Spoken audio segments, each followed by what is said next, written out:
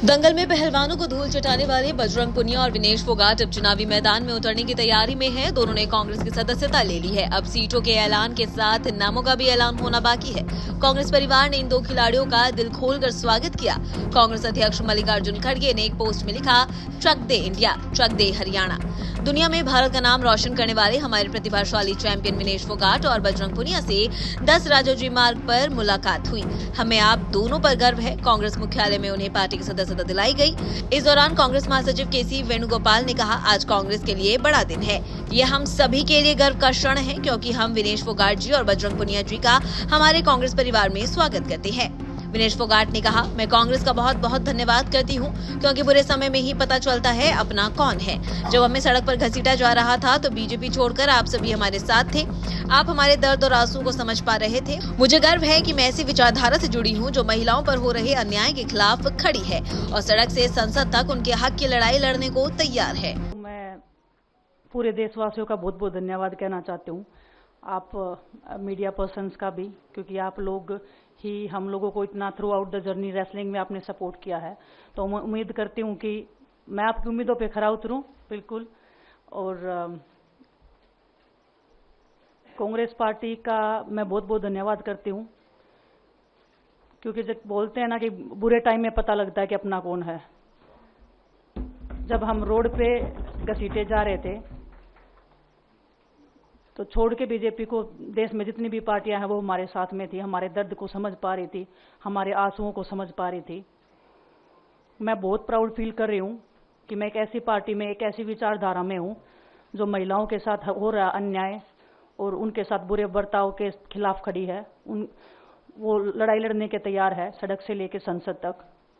और मैं विश्वास दिलाती हूँ पूरे देशवासियों को कि जो मेहनत, जो लगन से हमने रेसलिंग में काम किया है, हम चाहते हैं कि देश के हर एक नागरिक को जो दर्द, जो तकलीफ हमने झेली है, खासकर महिलाओं के लिए, हर एक उस महिला के साथ में हम खड़े हैं जो अपने आप को लाचार, अपने आप को बेबस समझती है। सभी को नमस्कार। और मैं धन्यवाद दूंगा केसी जी का, हरियाणा के प्रभारी हमारे दीपक बावरिया जी का, अध्यक्ष हमारे उदयभान जी का, पवन खेड़ा जी का और विनीत पुनिया जी का, और जितने भी कांग्रेस के हमारे लीडर हैं उन सब का, कि हमें विनेश ने बताया कि बुरे समय में हमारे साथ खड़े हुए। जो आज बीजेपी की आईटी सेल बोल रही है कि इनका मकसद तो सिर्फ राजनीति करना था, हमने तो उनको लेटर भेजा था, वो जब भी नहीं आए। हमने तो बीजेपी के जो सांसद थी, जितनी भी महिला सांसद थी, उनके घर पे लेटर दिया था, वो फिर भी उन बच्चियों के साथ नहीं खड़े हो पाए।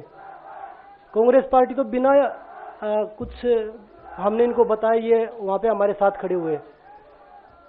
तो देश की बेटियों की जो आवाज उठाई उसका भुगतान हम कर रहे हैं। लेकिन ये चीज हमें पता लगी कि जो अत्याचार बेटियों पे हुआ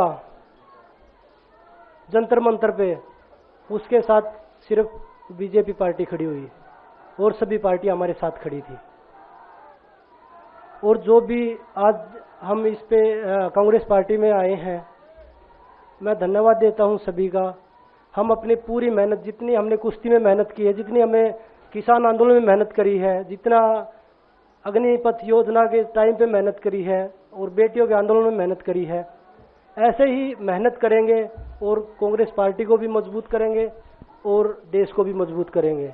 हालांकि दंगल और सियासी पिच दोनों अलग अलग है। विनेश और बजरंग चुनावी रण में आएंगे तो अब आरोप भी लगेंगे और कांग्रेस भी इन आरोपों से अछूती नहीं रहेगी। वैसे इसकी शुरुआत हो भी चुकी है। हरियाणा के पूर्व गृह स्वास्थ्य मंत्री ने विनेश के लिए तंज कसते हुए कहा कि वो देश की बेटी से कांग्रेस की बेटी बनना चाहती है, तो इसमें हमें कोई ऐतराज नहीं। उन्होंने बजरंग पुनिया को भी टिकट देने के सवाल पर कहा कि कांग्रेस के पहले दिन से उकसाने से ही आंदोलन चल रहा था, नहीं तो खिलाड़ियों का फैसला भी हो जाता। वैसे भी दंगल आंदोलन से चुनावी मैदान का अंदाज अलग है, जहां विधानसभा तक भेजने की चाबी जनता जनार्दन के पास है और उसे ही फैसला लेना है।